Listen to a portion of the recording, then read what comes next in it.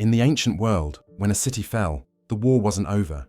It had just begun for the women left behind. They weren't just collateral damage. They were the living, breathing symbols of a city's defeat. Their suffering wasn't a byproduct of war. It was a planned, deliberate, and public act designed to break more than just their bodies. It was meant to annihilate their very identity. This isn't a story you'll find in the hero myths or the grand histories of philosophy. This is the hidden history of humiliation, where the most vicious punishments weren't for soldiers, but for the wives, daughters, and mothers of the conquered. They were dragged into slavery, beaten, and paraded as spoils of war. Their dignity was the final, most satisfying prize for the victors. For them, punishment wasn't confined to a prison cell. It was a public spectacle performed to crush the spirit as much as to break the body. The goal was to leave a scar that no physical wound could match. But what happens when the most brutal punishments are delivered not with a sword, but with an everyday item from a market stall? The radish and the fig, a grotesque symbolism. The ritual began with an object so ordinary it made the cruelty all the more chilling. A hard, knobby radish or a dried fig. This wasn't about pain alone. It was about mockery. The instrument was an improvisation, an intimate and unbearable act of public degradation. The accused woman, stripped from the waist down, had nowhere to hide. Her hands were pinned, and all eyes in the crowd narrowed to a single, shameful point. A magistrate, or perhaps a resentful husband, would announce the crime: adultery, seduction, or some perceived breach of honor. Then, with a slow, deliberate motion, the act would begin. This wasn't a medical procedure or an execution. It was a symbolic violation, a grotesque reversal of roles. The woman accused of sexual impropriety was subjected to an enforced public indignity, turning her body into living evidence of her own shame. The physical pain was immediate and excruciating. A hard radish bruised and scraped. A dried fig, when forced inside, tore the flesh and caused a hot, burning abrasion. But the physical pain was fleeting compared to the deeper wound. The longer punishment was the gnawing knowledge that her body had been turned into a stage prop for communal contempt. In some cases, the object was left in place or even paraded and smashed to amplify the humiliation. A common food item, something one might have eaten that same morning, was now a symbol of her permanent dishonor. The once pure body was now publicly marked, spoiled, and contaminated for life. Beyond the immediate trauma, the after effects were devastating. In an age without antiseptics, the raw, injured flesh was prone to infection, leading to chronic pain and lasting scars. Socially, the act obliterated her privacy and her dignity. The woman who walked into the Agora as a wife or neighbor left as a spectacle. Her family was shamed, her children's futures altered forever. In Athens, where reputation and civic standing were the only true currency, this kind of bodily degradation was an instrument of social death. But if that was the punishment for a supposed crime, what was the fate of a woman in the marketplace for something as simple as defiance? What happens when humiliation becomes a performance art? Bodizo.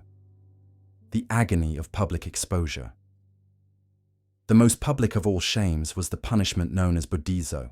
It didn't begin in a dark cell, but in the roaring heart of the city, the Athenian Agora. This was no private chamber. It was the marketplace, a hub of merchants, philosophers, and citizens. To be dragged here, not as a free woman, but as an object of ridicule, was the ultimate degradation. The condemned woman was stripped bare, sometimes entirely, sometimes left with a ragged cloth that barely covered her. She was then bound upright against a post, her body exposed under the relentless Mediterranean sun. For a society obsessed with female modesty, public nudity was more devastating than a lash. This was not mere exposure. It was a calculated display designed to amplify her humiliation.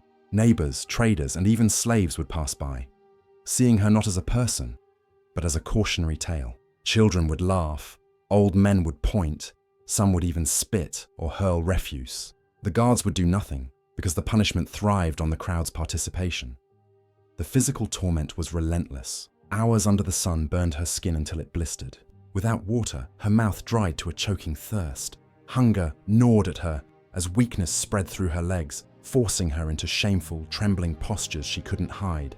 Dust from the marketplace clung to her sweat, caking her body in a final layer of filth. Insects gathered, crawling freely on her wounds, eyes, and mouth. The longer she was left there, the more grotesque the spectacle became. A once respected woman, perhaps a citizen's wife, was reduced to a public warning.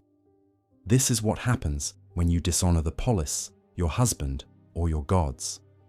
But the deepest wound was never physical. It was the erasure of her dignity. In Athens, a woman's value was tied to her modesty and her household reputation.